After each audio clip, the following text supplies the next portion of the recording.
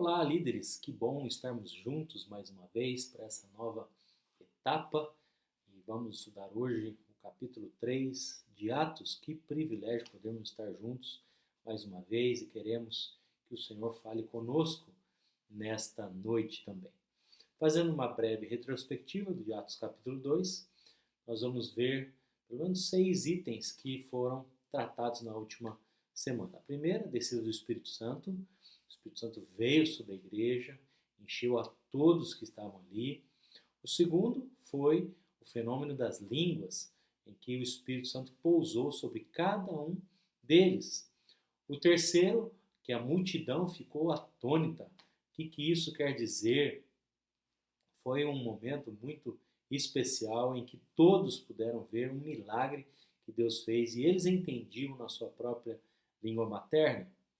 Quarto, vimos sobre a pregação do apóstolo Pedro, quando ele prega a palavra e muitos se convertem. Há um movimento especial do Senhor ali, em que eles, homens incultos, não tinham recursos e de repente o Senhor toma ele em suas mãos e abençoa, usa a vida deles.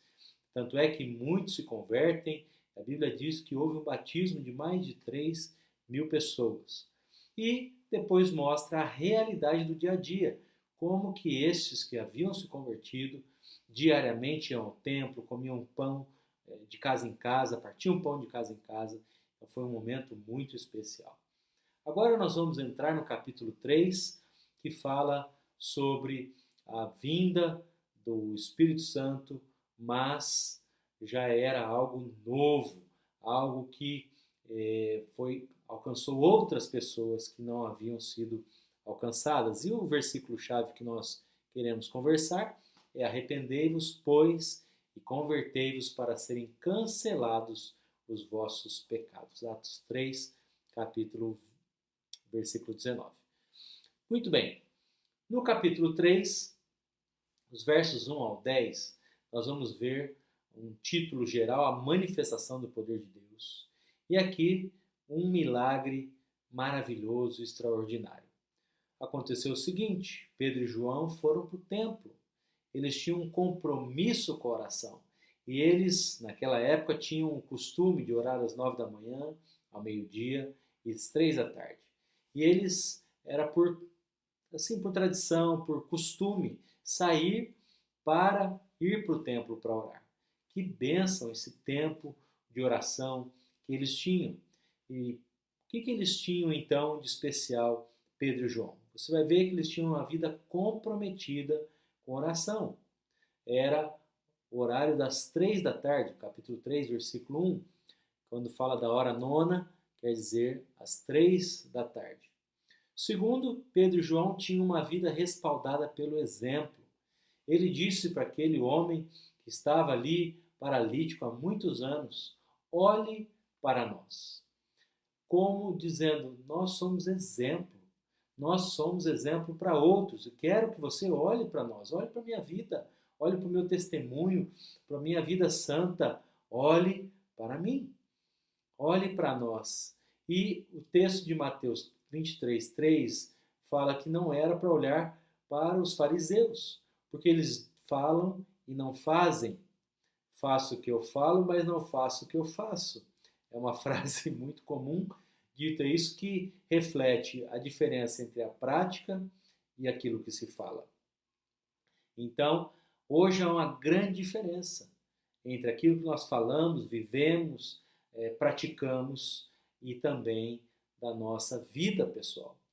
O que o apóstolo está dizendo, ele quer dizer, olhe para nós, olha para a nossa vida, você pode olhar para nós, porque nós somos exemplos do Senhor. Terceira questão que Pedro e João tinham é que eles tinham evidências do poder de Deus. O mendigo pediu esmola para eles, mas eles não tinham dinheiro, não tinham prata, não tinham ouro, mas eles tinham o poder de Deus se manifestando na vida deles. Então, Pedro diz na autoridade do nome de Jesus, levanta e anda. Que autoridade ele teve para fazer isso? A autoridade do nome de Jesus. O nome de Jesus tem todo o poder. O nome de Jesus transforma vidas, salva pessoas. O nome de Jesus cura. O nome de Jesus restaura relacionamentos. O nome de Jesus tem poder para mudar qualquer situação. Essa autoridade foi delegada aos seus discípulos. Terceiro, eles evidenciavam o poder de Deus. Quarto, eles tinham uma vida cheia de compaixão. Você vai ver nos versos 6 e 7 que Pedro e João demonstravam compaixão e não apenas religiosidade.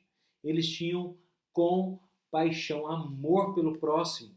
Isto você vai ver que foi um milagre irrefutável. Olha o que diz o verso 9. Ouviu todo o povo andar e a louvar a Deus. Reconheceram ser ele o mesmo que esmolava assentado à porta formosa do templo e se encheram de admiração e assombro por isso que lhe acontecera. Ele viveu anos ali pedindo dinheiro e de repente chega alguém e cura aquele homem. Paralítico, não andava. E ele então viveu pedindo dinheiro. Quantos estão nas ruas agora pedindo dinheiro? Quantos estão passando por isso?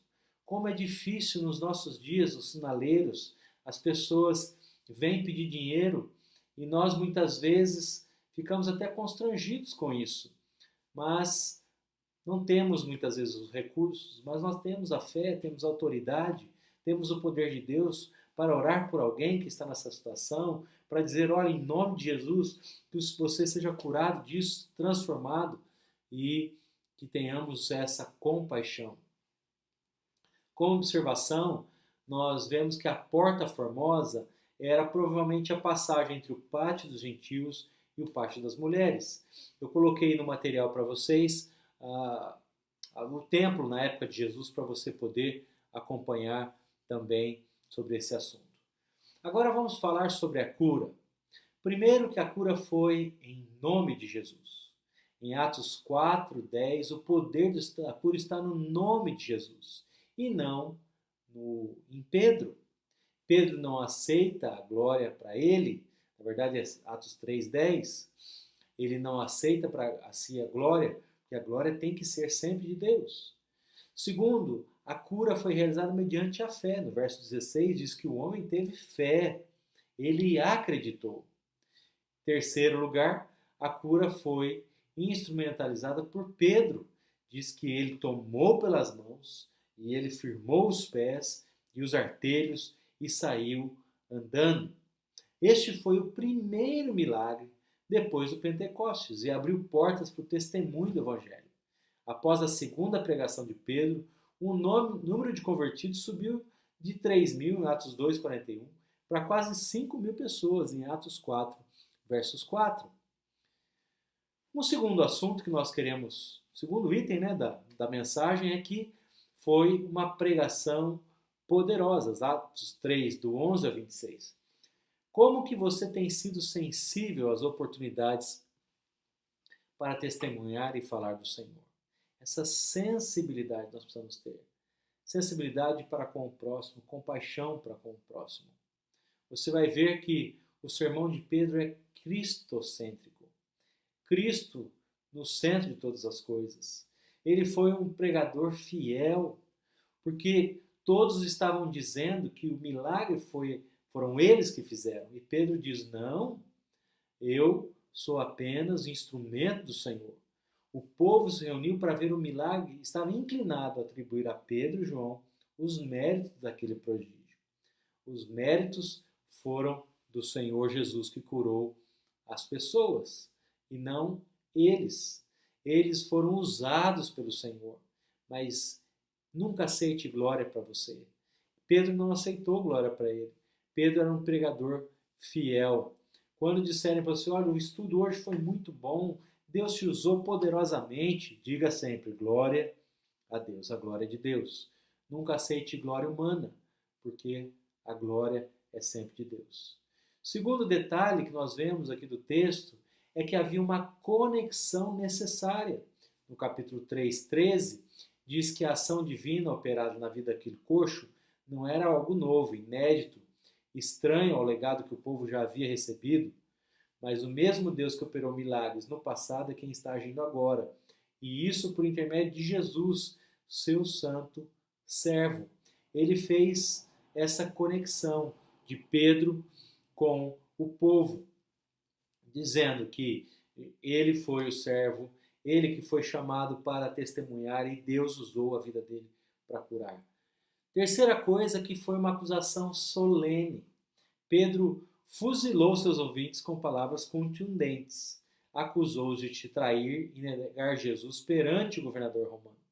Culpou-os de matar o autor da vida, a quem Deus ressuscitou dentre os mortos. Pedro não pregou para agradar a audiência, mas para levá-los ao arrependimento. Quarto lugar, foi um testemunho inequívoco. Pedro não era a fonte do poder que trouxe a cura ao coxo. Não há homens poderosos, há homens cheios do Espírito Santo, usados pelo Todo-Poderoso.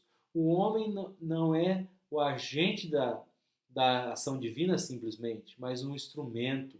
O Jesus exaltado é quem realiza os milagres na vida da igreja pelo poder do Espírito Santo. É o Senhor quem faz. Também havia um atenuante necessário. Pedro adotou um tom gentil, porque eles fizeram por ignorância no verso 17. Paulo dá o seu próprio testemunho, dizendo que ele também foi ignorante. Tudo que ele fez, perseguiu, blasfemou, foi por ignorância. Está em 1 Timóteo 1:13, na sua incredulidade. Também havia um propósito cumprido. A maldade dos homens não anula os propósitos divinos, nem a soberania de Deus isenta os homens de sua responsabilidade. Tudo que nós plantarmos, vamos colher. E o fato de todos os profetas terem anunciado que o Cristo de Deus haveria de padecer, não inocentou os judeus de terem traído, negado e matado Jesus. Os planos de Deus não podem ser frustrados. A cruz é escândalo e loucura para os judeus e os gentios, mas para nós é o poder de Deus, que pregamos a Cristo, que foi crucificado, mas que ressuscitou e está vivo para a glória de Deus Pai. Também é uma exigência clara. Mesmo com toda a religiosidade que os judeus tinham, não era suficiente para salvá-los. Era preciso que se arrependessem e se convertessem, assim como nós precisamos nos arrepender e nos converter dos nossos maus caminhos, abandonar a velha vida, deixar a vida de pecado. É uma mudança de vida, é uma transformação que muda toda a nossa história. Quando Jesus teve aquela conversa com Nicodemos, em João 3, ele diz, olha, importa nascer de novo. E ele perguntou, mas como que pode nascer de novo sendo velho? Pode voltar ao ventre na terra e nascer segunda vez? Jesus falou, em verdade, de quem não nascer da água e do Espírito não pode entrar no reino de Deus.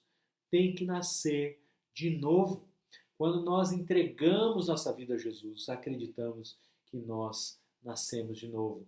Nossos pecados foram perdoados, nós passamos a fazer parte de uma nova família. Nós, então, temos uma nova história, o nosso nome está escrito no livro da vida. Olha que privilégio que o Senhor nos dá. Há também uma promessa bendita. Após o arrependimento e a conversão, agora os tempos de refrigério e restauração de todas as coisas, a presença de Deus bendita em nós gera alívio. Nós temos paz. Havia tanta confusão, contenda, intrigas, havia uma luta interna. Nós agora temos paz. E por último, havia uma aplicação pertinente, uma conclusão com uma aplicação pessoal. Nós podemos ser canais abençoadores da nossa descendência, a bênção do perdão e da retidão. Cada um se aparte das suas perversidades, abandonar a velha vida, deixar para trás a velha vida. Este é o contexto que nós trabalhamos em Atos capítulo 3. E eu vou enviar para vocês 4 estudos para a gente poder ter uma ideia mais clara deste assunto. A primeira, sobre a oração, que Pedro e João oravam 3 vezes ao dia. Segundo, sobre o dom de línguas, que me perguntaram com respeito à semana passada. Eu preparei um material. Terceiro, os nomes de Jesus na Bíblia. Aqui fala várias vezes o santo servo Jesus e outros. E o templo na época de Jesus. Após o encontro, Pedro usou vários nomes para descrever Jesus no capítulo 3 e 4 de Atos. Quais são esses nomes? Já citei um, santo servo Jesus. O que você tem feito para abençoar sua descendência, filhos, netos, amigos, vizinhos, colegas? Deus quer te usar para esta geração. Versículo para você decorar: arrependei-vos, pois, e convertei-vos para serem cancelados os seus pecados. Que Deus te abençoe, tenha uma boa semana, bom tempo de estudo nos seus grupos e estamos à disposição para qualquer dúvidas que tenham. Vocês podem nos enviar através do e-mail flaviobarbosa@nazareno.com.br. Fiquem na paz, Deus abençoe, até a próxima semana.